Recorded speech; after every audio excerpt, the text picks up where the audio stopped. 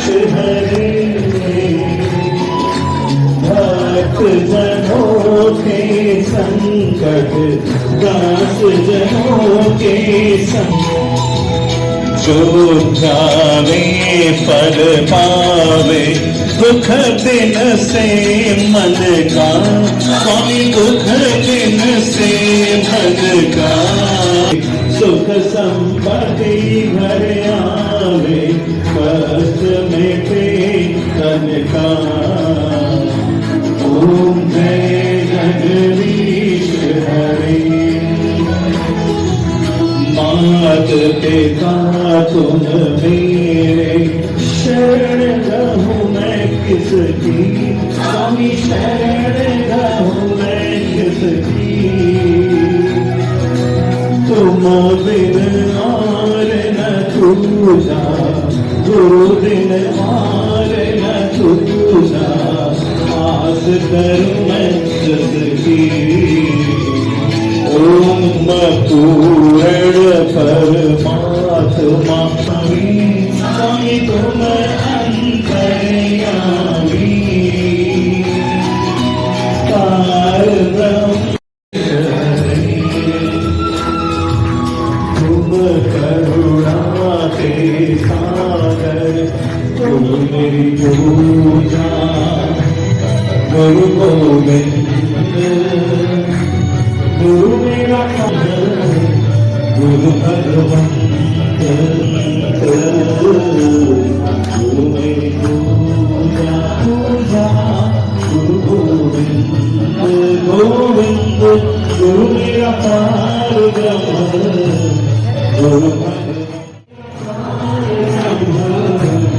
गुरु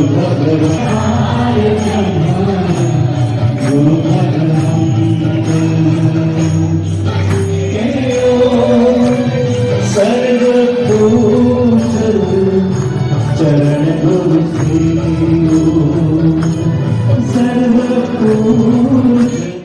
उनके वहाँ जाने का था ना, रिश्ता कितना देखे नजदीक का दिखा सौतेली माँ सगी भी नहीं, उनके वहाँ जाने का था ना, इसी कारण अमुक हो गया ना, तो गाड़ी नहीं मिली ना, तो अमुक हो गया तो अमुक हो गया।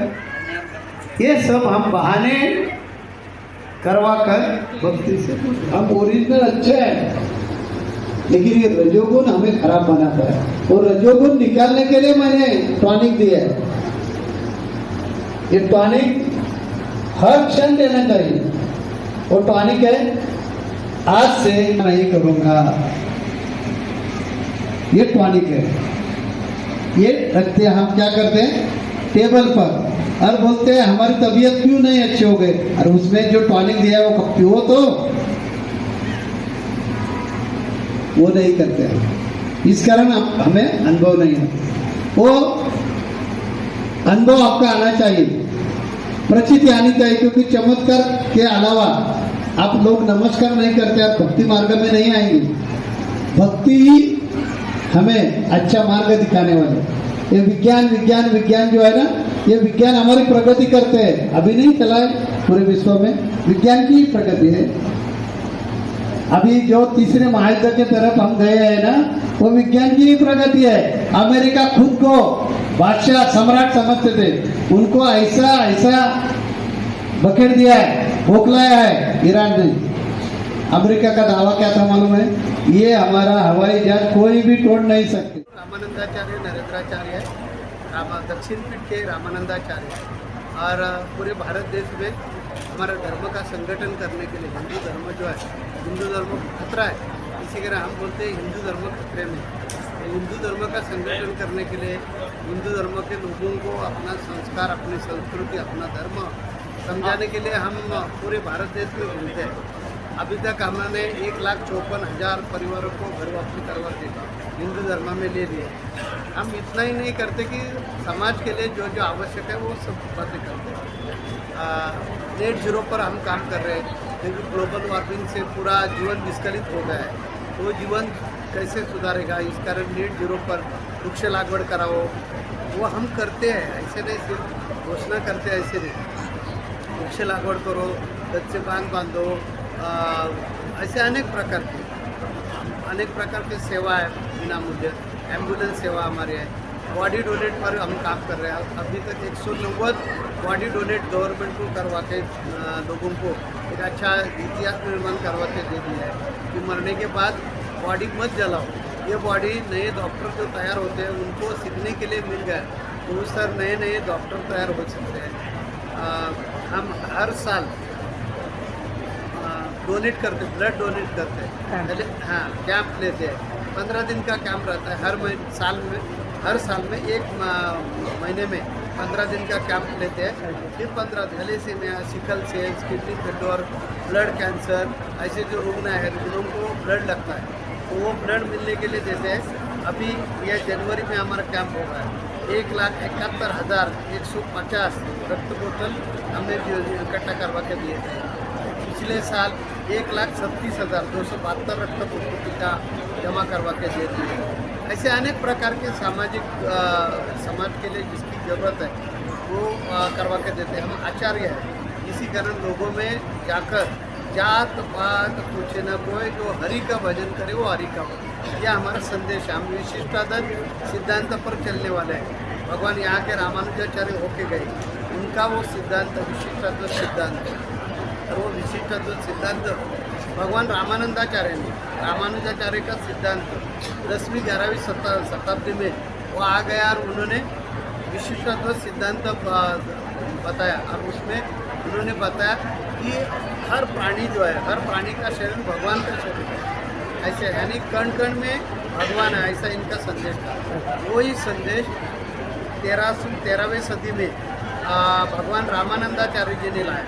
और भगवान रामानंदाचार्य जी ने बताया कि वो स्वरूप हमें देखने का, भगवान का स्वरूप हमें शुरू हो गया।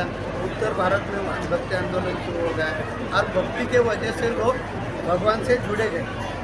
यही आंदोलन हम आगे ले रहे हैं क्योंकि हम उनके गद्दी के उत्तराधिकारी सक्सेसर हैं। तो ये आंदोलन हम भक्ति आंदोलन और सेवा आंदोलन, मैंने 2 प्रकार के आंदोलन शुरू किए। भक्ति भी करवाते हैं हम लोगों को और सेवा भी करने के लिए बताते हैं। आप जियो और दूसरों को जीवन दो, ये मेरा संदेश है।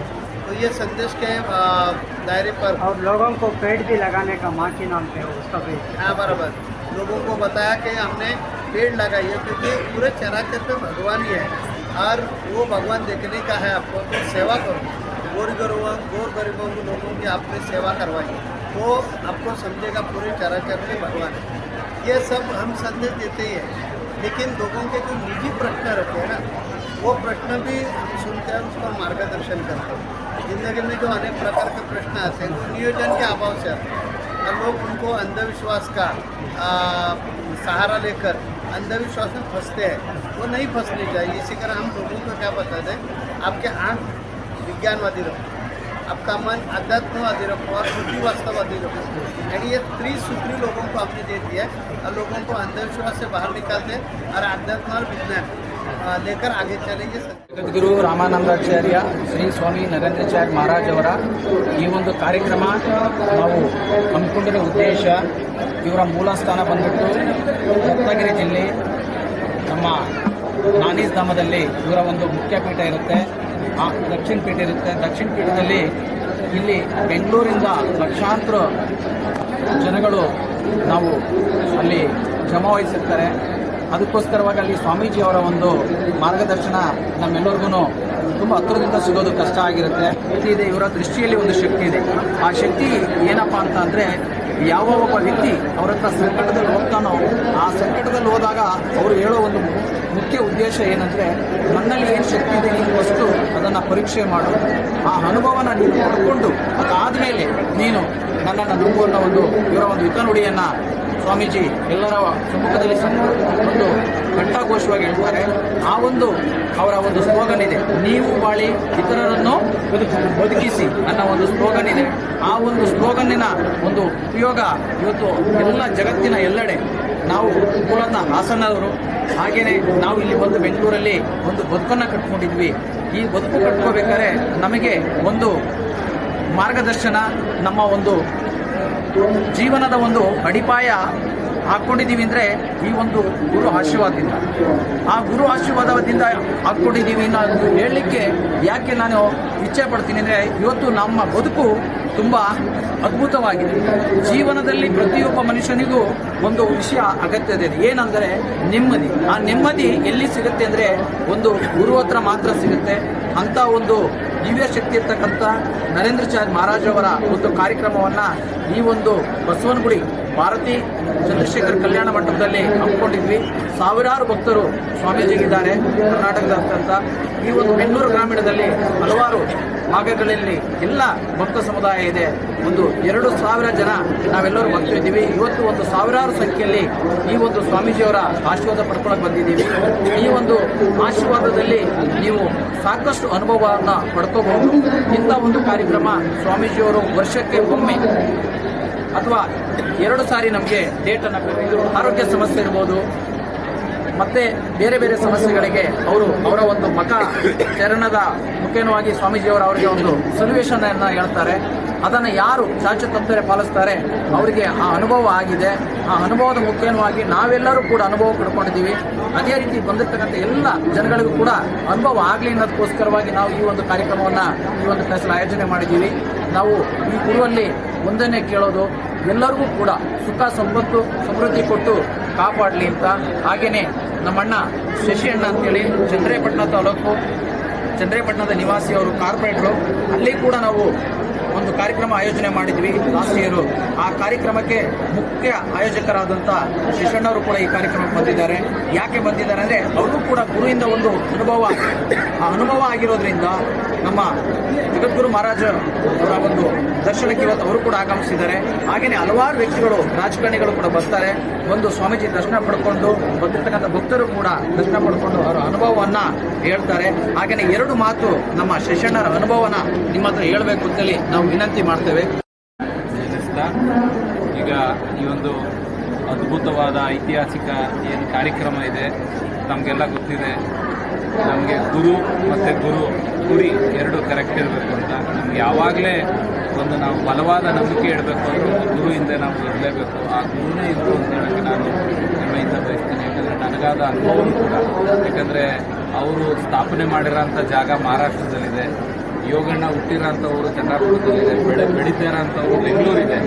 ಇವರೆಲ್ಲ ಏನು ಯೋಗಣ್ಣವರ ಒಡನಾಡಿಗಳು ಚಂದ್ರಾಪುರಕ್ಕೆ 2 ಬಾರಿ ನಮ್ಮ ಗುರುಗಳನ್ನ ಕರೆಸಿ ಸಮಸ್ಯೆಯ ಮಾರ್ಗದರ್ಶನ ಎಂಬ ವಾಕ್ಯದಡಿ ಆ ಗುರುವಿನ ಶಕ್ತಿ ಹೇಗಿದೆ ಅಂದರೆ, ಆ ಗುರು ತನ್ನ ಯಾರ ಸಮಸ್ಯೆನ ಕೇಳಕ್ಕೆ ಬರ್ತಾನೆ ಅವರ ಮುಖನ ನೋಡಿ ನಿನಗೆ ಇದೇ ಸಮಸ್ಯೆ ಇದೆ, ಇಷ್ಟೇ ನಿನಗೆ ಪರಿಹಾರ ಆಗುತ್ತೆ ಅಂತೇಳಿ ಒಂದು ನಿಜವಾದ ನಂಬಿಕೆಯನ್ನು ತೋರಿಸೋಂಥ, ದಾರಿ ತೋರಿಸೋಂಥ ಗುರು ಇದ್ದರೆ ನಮ್ಮ ನರೇಂದ್ರಾಚಾರ್ಯ ಮಹಾರಾಜ ಅಂತ ಹೇಳ್ತೀನಿ. ಯಾಕಂದರೆ ಇವತ್ತು ನಾವು ಬಿಡುವಿಲ್ಲ ಅಂತಲ್ಲ, ಒಬ್ಬ ಗುರುಗೋಸ್ಕರ ನಾನು ನನ್ನ ಹೆಂಡ್ತಿನೂ ಕೇಳ್ತಾ ಇದ್ದೀನಿ ಏನಿಷ್ಟು ನಂಬಿ, ಆದರೆ ನಂಬಿಕೆ ಅನ್ನೋದೇನಾದ್ರು ಇದ್ದರೆ ಈ ಗುರುವಿನಿಂದ ಅಂತ ಹೇಳ್ತೀನಿ.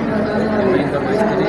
ನಾನು ಹೇಳೋದಿಷ್ಟೇ, ಯಾವಾಗಲೂ ನಮ್ಮ ಗುರಿ ಮತ್ತು ಗುರು ಎರಡು ಕರೆಕ್ಟಾಗಿರಬೇಕು. ಇಂಥ ಕಾರ್ಯಕ್ರಮಗಳು ಹಲವಾರು ನಮ್ಮ ರಾಜ್ಯಕ್ಕೆ ಒಂದು ಆಯೋಜಕರಿಗೆ ನಾನು ನಿಜವಾಗ್ಲೂ ಧನ್ಯವಾದ ಹೇಳೋಕ್ಕೆ ಇಷ್ಟಪಡ್ತೀನಿ. ಯಾಕಂದರೆ ಪ್ರತಿ ಬಾರಿನೂ ಅವ್ರನ್ನ ಬೆನ್ನತ್ತಿ ಇಲ್ಲಿಗೆ ಕರ್ಕೊಂಡು ಬಂದು ಜನಗಳ ಸಮಸ್ಯೆಯನ್ನು ಆಲಿಸಿ ಅವ್ರಿಗೊಂದು ಪರಿಹಾರ ಹುಡ್ಕೊಡೋ ಅಂಥ ಕೆಲಸನ ಮಾಡ್ತಾ ಇದ್ದಾರೆ. ಭಗವಂತ ಅವರ ಕುಟುಂಬಕ್ಕೂ ಒಳ್ಳೇದು ಮಾಡಲಿ. ಇದರ ಸದುಪಯೋಗನ ಎಲ್ಲರೂ ನಾವು ಬಸವನಗುಡಿಯ ನಿವಾಸಿಗಳು ಅದನ್ನು ಸದುಪಯೋಗಪಡಿಸ್ಕೋಬೇಕು ಅಂತ ಹೇಳ್ತೀನಿ. ನಾನು ಈ ಗುರುನ ಅತಿ ಹೆಚ್ಚು ನಂಬಿದ್ದೀನಿ. ಅಂದರೆ 3ನೇ ತಾರೀಕು ಏಪ್ರಿಲ್ಗೆ ಇವರ ಒಂದು ದಿವ್ಯ ಪಾದುಕ ಕೂಡ ದರ್ಶನ ಇರುತ್ತೆ. ಸ್ವಾಮೀಜಿಯವರ ಒಂದು ದಿವ್ಯ ಶಕ್ತಿ ಆ ಪಾದುಕದಲ್ಲಿದೆ. ಆ ಒಂದು ಪಾದುಕದ ಮೇಲೆ ನಮ್ಮ ಮಸ್ತಕ ಅಂದರೆ ಹಣೆಯನ್ನು ಇಟ್ಟು ಕಾಯ ವಾಚ ಮನಸ್ಸಿಂದ ನಾವು ಏನು ಆ ಪಾದುಕದ ಮೇಲೆ ಕಷ್ಟವನ್ನು ಹೇಳ್ಕೊತೀವೋ ಆ ಕಷ್ಟ ನಿವಾರಣೆ ಆಗಿರ್ತಕ್ಕಂಥ ಹಲವಾರು ಉದಾಹರಣೆಗಳಿದೆ. ಅದೇ ರೀತಿಯಲ್ಲಿ ಅದಕ್ಕೋಸ್ಕರವಾಗಿ ನಾವು ಏಪ್ರಿಲ್ 3ನೇ ತಾರೀಕು ಕಾರ್ಯಕ್ರಮವನ್ನು ಆಯೋಜನೆ ಮಾಡಿದ್ದೀವಿ. ಆ ಒಂದು ಭಾಗದ ಎಲ್ಲ ಯಾರು ನಮ್ಮ ಭಕ್ತರಿದ್ದಾರೆ ಅಥವಾ ಅವರು ಎಲ್ಲರೂ ಕೂಡ ಬಂದು ಸ್ವಾಮೀಜಿಯವರ ಒಂದು ಆಶೀರ್ವಾದ ಪಡ್ಕೋಬೇಕು. ಹಾಗೆಯೇ ಆ ಪಾದುಕದ ಮೇಲೆ ನಿಮ್ಮ ಕಷ್ಟ ಕಾರಣಗಳನ್ನು ಹೇಳ್ಕೊಂಡು ಆ ಕಷ್ಟ 100ಕ್ಕೆ 100% ತೀರುತ್ತೆ. ಯಾಕೆಂದರೆ ನಾವೇ ಎಲ್ಲ ಅನುಭವಶಾಲಿಗಳು.